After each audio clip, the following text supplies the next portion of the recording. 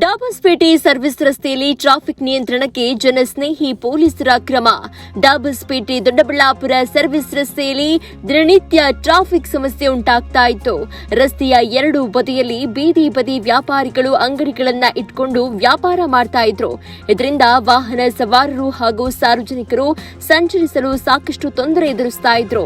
ಈ ಸಮಸ್ಯೆಯನ್ನ ಗಮನಿಸಿದ ಡಾಬಸ್ಪೇಟೆ ಪೊಲೀಸ್ ಠಾಣೆಯ ಇನ್ಸ್ಪೆಕ್ಟರ್ ಟಿಎಂ ಧರ್ಮೇಂದ್ರ ಅವರು ಇವತ್ತು ಸ್ಥಳಕ್ಕೆ ಭೇಟಿ ನೀಡಿ ವ್ಯಾಪಾರಿಗಳು ಹಾಗೂ ಸಾರ್ವಜನಿಕರ ಸಮಸ್ಯೆಯನ್ನ ಆಲಿಸಿದ್ರು. ಬೀದಿ ಬದಿ ವ್ಯಾಪಾರಿಗಳೊಂದಿಗೆ ಮಾತನಾಡಿದ ಇನ್ಸ್ಪೆಕ್ಟರ್ ಧರ್ಮೇಂದ್ರ ಅವರು, ನೀವು ರಸ್ತೆಯ ಎರಡೂ ಬದಿಯಲ್ಲಿ ಅಂಗಡಿಗಳನ್ನ ಇಟ್ಕೊಂಡು ವ್ಯಾಪಾರ ಮಾಡಿದ್ರೆ ಸಾರ್ವಜನಿಕರು ಓಡಾಡಲು ಕೂಡ ಕಷ್ಟವಾಗುತ್ತೆ. ಒಂದು ಬದಿಯಲ್ಲಿ ಮಾತ್ರ ಅಂಗಡಿಗಳನ್ನ ಇಟ್ಕೊಂಡು ಮತ್ತೊಂದು ಬದಿಯಲ್ಲಿ ಸಾರ್ವಜನಿಕರು ಹಾಗೂ ವಾಹನಗಳನ್ನ ಸಂಚರಿಸಲು ಅವಕಾಶ ಮಾಡಿಕೊಡಿ ಅಂತ ಮನವಿ ಮಾಡಿದ್ರು. ಪೊಲೀಸ್ ಇನ್ಸ್ಪೆಕ್ಟರ್ ಅವರ ಮಾತನ್ನ ಅರ್ಥ ಮಾಡಿಕೊಂಡ ವ್ಯಾಪಾರಿಗಳು ಕೂಡ ಸಹಕರಿಸಿದ್ರು.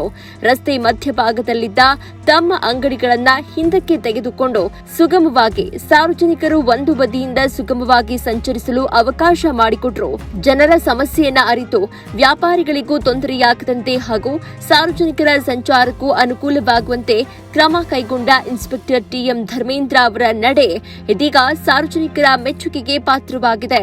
ಜನರ ಸಮಸ್ಯೆಗೆ ಸ್ಪಂದಿಸಿ ಜನರ ಸಹಕಾರದೊಂದಿಗೆ ಪರಿಹಾರ ಕಂಡುಕೊಂಡ ಜನಸ್ನೇಹಿ ಪೊಲೀಸ್ ಕ್ರಮಕ್ಕೆ ವ್ಯಾಪಾರಿಗಳು ಕೂಡ ಕೈಜೋಡಿಸಿದ್ದಾರೆ.